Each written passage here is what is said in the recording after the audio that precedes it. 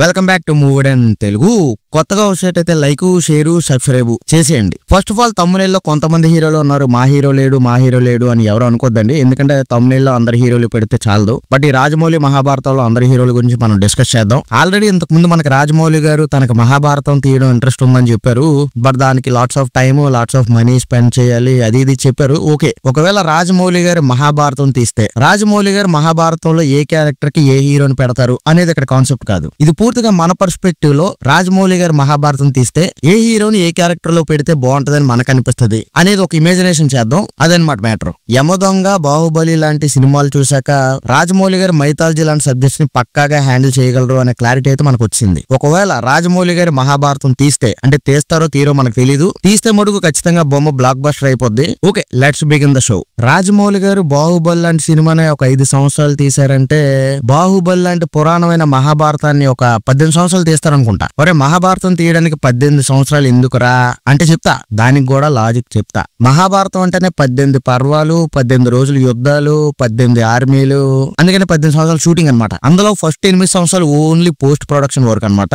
మిగిలిన 10 సంవత్సరాలు shooting part అనమాట. జస్ట్ జోకింగ్ అండి. ఎన్ని సంవత్సరాలు తీస్తారో తెలియదు కానీ ఖచ్చితంగా ఒక 5-6 సంవత్సరాలు పైన పడచ్చు. అలాగే మహాభారతం స్టోరీ అంతటిని ఒక పార్ట్ లో చెప్పలేరు కాబట్టి ఒక మహాభారతం 1, 2, 3 అని ఇలా చాలా పార్ట్స్ కూడా తీయచ్చు. ఓకే అండి, మెయిన్ మ్యాటర్ లోకి వెళ్ళిపోదాం. అసలు ఏ క్యారెక్టర్ కి ఏ హీరో సూట్ అవుతారు? మహాభారతం అంటేనే శ్రీకృష్ణుడు, శ్రీకృష్ణుడు అంటేనే మహాభారతం. ఎందుకంటే శ్రీకృష్ణుడే మహాభారతానికి సూత్రధారి, పాత్రధారి, ఒక దారి చూపించాడు అనమాట. సో కథ, స్క్రీన్ ప్లే, డైరెక్షన్ అంతా కూడా లార్డ్ కృష్ణయ్య కాబట్టి ఫస్ట్ శ్రీకృష్ణుడి క్యారెక్టర్ కి ఎవరు సూట్ అవుతారో చూద్దాం. సో శ్రీకృష్ణుడి క్యారెక్టర్ అంటేనే లౌక్యం ఉండాలి, మైండ్ గేమ్స్ ఆడాలి, ఆడించాలి, మధ్య మధ్యలో సెటైర్లు వేయాలి, అవసరమైతే మాయలు చేయాలి. కాబట్టి ఇప్పుడు మనం లార్డ్ కృష్ణ క్యారెక్టర్ కి మహేష్ బాబు గారిని ఫిక్స్ చేద్దాం. నీకు మహేష్ బాబు గారిని లార్డ్ కృష్ణ క్యారెక్టర్ కి ఎందుకురా, అసలు రెఫరెన్స్ ఏంటి అంటే చెప్తా, దానికి కూడా రెఫరెన్స్ చెప్తా. ఆల్రెడీ యువరాజు సినిమాలో మహేష్ బాబు గారిని శ్రీకృష్ణుడిగా ఒక సాంగ్ లో అయితే చూపించారు. సో ఆ సాంగ్ లో కృష్ణుడి గట మహేష్ బాబు గారికి పర్ఫెక్ట్ గా సూట్ అయింది. ఇప్పుడు అదే కాకుండా శ్రీకృష్ణుడి క్యారెక్టర్ కి మహేష్ బాబు కాకుండా వేరే హీరోని పెట్టాం అనుకోండి, వాళ్ళకి మేసాలు తీసేయాలి. సో మేసాలు లేకుండా వేరే హీరోలు ఎవరు కూడా శ్రీకృష్ణుడి క్యారెక్టర్ కి బాగోరు. సో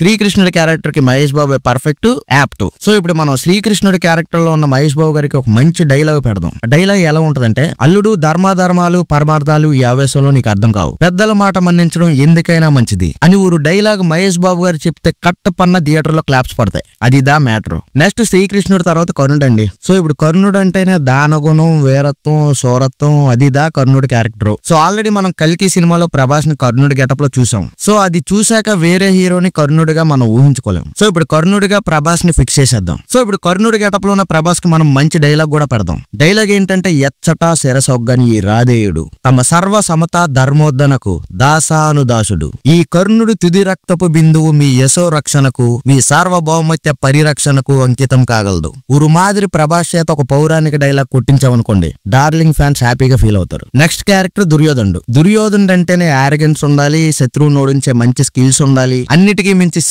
సేమ పౌరుషం ఉండాలి. దానికి తోడు దుర్యోధనుడు పెద్ద పెద్ద లెంతీ డైలాగ్స్ కూడా చెప్పాలి, యాక్టింగ్ చంపేయాలి. సో ఆ క్యారెక్టర్ మన జూనియర్ ఎన్టీఆర్ తప్ప ఇంకెవరూ చేయలేరు. కట్టుపన్న తాత మాదిరి మనవడు కూడా ఊరు డైలాగు ఆచార్య దేవాభవ, ఏమంటివి జాతి నెపమున సోతస్థితినికింత నిలువ అర్హత లేదంతవా, ఎంత మాట అని జూనియర్ ఎన్టీఆర్ డైలాగ్ చెప్తే దెబ్బకి తాత పెద్ద ఎన్టీఆర్ గుర్తురావాలి. ఇదిదా దుర్యోధనుడి క్యారెక్టర్. నెక్స్ట్ క్యారెక్టర్ అర్జునుడు అండి. అర్జునుడు అంటే మంత్రం చదవాలి, బాణం తీయాలి, గురి చూసి కొట్టాలి. RRR లో రామ్ చరణ్ మనం ఆల్రెడీ అల్లూరి సీతారామరాజు గెటప్ లో చూసాం. ఆ బాణం, ఆ గెడ్డం, ఆ గెటప్, ఆ సెటప్ అదిరిపోయింది. అర్జునుడి క్యారెక్టర్ కి రామ్ చరణ్ అయితే బాగా సూట్ అవుతాడు. కట్టు పన్న ఇప్పుడు రామ్ చరణ్ బాణం పట్టుకుని ఊరు డైలాగు చెప్పాలి. అశ్వత్థామ తలరాతలు రాసే బ్రహ్మ చేసిన గాంధీవం ఇది, దీనిని ఎవ్వరూ అడ్డుకోలేరు అని అర్జునుడి గెటప్ లో ఉన్న రామ్ చరణ్ చేత డైలాగ్ చెప్పిద్దాం, థియేటర్ దద్దరిల్లిపోద్ది. నెక్స్ట్ క్యారెక్టర్ భీముడు అండి. భీముడు అంటే మనకు గుర్తొచ్చేది స్ట్రెంత్, సైజు, ఫైర్, ఆ బాడీ, ఆ కండలు, ఆ కటౌట్, ఆ ఫిట్నెస్, ఇవన్నీ ఉండాలి. ఇవన్నీ ఉన్న హీరో టాలీవుడ్ లో ఎవరున్నారా అని ఆలోచిస్తే వెంటనే మన మైండ్ కి అల్లు అర్జున్ స్ట్రైక్ అవుతాడు. సో ఇలాంటి భీముడి క్యారెక్టర్ కి అల్లు అర్జున్ పెట్టి ఊరు డైలాగు కొట్టించామనుకోండి,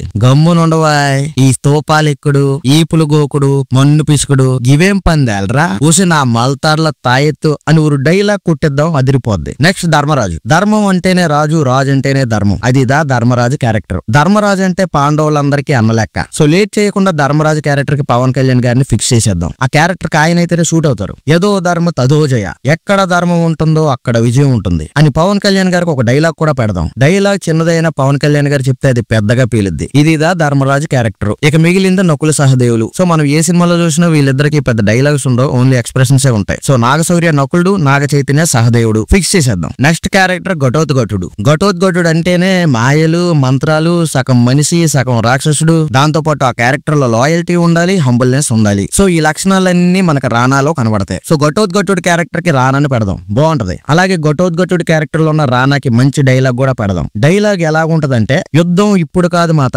అందుకు సిద్ధం చేస్తున్నా. భీమసేన మహారాజు నీకు భర్త, నాకు జనకుడు. వారికి ద్రోహం చేసిన కౌరవాదములను తరుణంలో హతమార్చుటకు ఇది నా సన్నాహం మాత అని రానా పౌరాణికంలో ఊరు డైలాగ్ చెప్పాడు అనుకోండి, విజిల్స్ క్లాప్స్ కన్ఫర్మ్. నెక్స్ట్ అభిమన్యుడు అండి. అభిమన్యుడు క్యారెక్టర్ కి విజయ్ దేవరకొండ పెట్టి పద్మవ్యూహంలోకి తోసేద్దాం. అక్కడ అభిమన్యుడి క్యారెక్టర్ లో ఉన్న విజయ్ దేవరకొండకి మంచి యాక్షన్ సీన్ పెట్టి ఒక డైలాగ్ కూడా కొట్టిద్దాం. నేను ఎంత వరకు జీవించి ఉంటానో అంత మేరకు మీకు డ్యామేజ్ చేస్తా, నాలోని ఊపిరే నాకు అస్త్రం. ఇలాంటి డైలాగ్ కూడా పెడదాం. సో ఇలా మహాభారతంలో చాలా క్యారెక్టర్స్ ఉన్నాయి. వాటికి అన్నిటికీ కూడా ఇప్పుడు హీరోలను సెట్ చేసుకుంటూ వెళ్తే వీడియోలు ఎంత పెరిగిపోద్ది. పెట్టాలంటే చాలా మందిని పెట్టొచ్చు. అశ్వత్థామగా అమితాబ్ బచ్చన్ పెట్టొచ్చు, ద్రోణాచార్యుడిగా రజనీకాంత్ గారిని కూడా పెట్టొచ్చు. అలాగే బకాసురుడిగా మన కాలకేయ ప్రభాకర్ ని పెట్టొచ్చు, కీచకుడుగా ఛత్రపతి కాట్రాజును కూడా పెట్టొచ్చు. సో ఇలా మన బాలకృష్ణ గారు, చిరంజీవి గారు, నాగార్జున గారు, వెంకటేష్ గారిని చాలా క్యారెక్టర్స్ లో అయితే మనం మహాభారతంలో పెట్టొచ్చు. సో మీ ఫేవరెట్ హీరోకి మహాభారతంలో ఏ క్యారెక్టర్ అయితే బాగుంటది అనేది కామెంట్ లో చెప్పండి. ఓకే, అంతా బాగుంది కానీ మహాభారతం లాంటి స్టోరీని తీయడానికి బడ్జెట్ ఎంత ఉండాలి? What about the budget?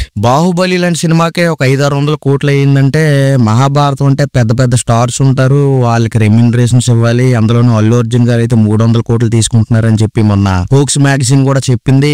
అలాగే మన ప్రభాస్ గారు ఎలా లేదన్నా ఒక 200 కోట్లు తీసుకుంటారు. సో వీళ్ళిద్దరికే ఒక 500 కోట్లు అయిపోతుంది. కాబట్టి ఎలా లేదన్నా మహాభారతం తీయాలంటే ఒక 3000 నుంచి 5000 కోట్లు అయితే బడ్జెట్ అవుతుంది. ఎందుకంటే మహాభారతంలో అందరూ పెద్ద పెద్ద స్టార్సే ఉంటారు. లైక్ మహేష్ బాబు, రామ్ చరణ్ గారు, అల్లు అర్జున్ గారు, జూనియర్ ఎన్టీఆర్, ప్రభాస్, ఇలా అందరూ పెద్ద పెద్ద స్టార్స్ అన్నమాట. సో వాళ్ళ రెమ్యూనరేషన్స్ కే 1000 కోట్లు అయిపోతే మిగిలిన దాంట్లోని షూటింగ్ చేసుకోవాలన్నమాట. వీడియో నచ్చితే లైక్ చేసి మన ఛానల్ సబ్స్క్రైబ్ చేయండి.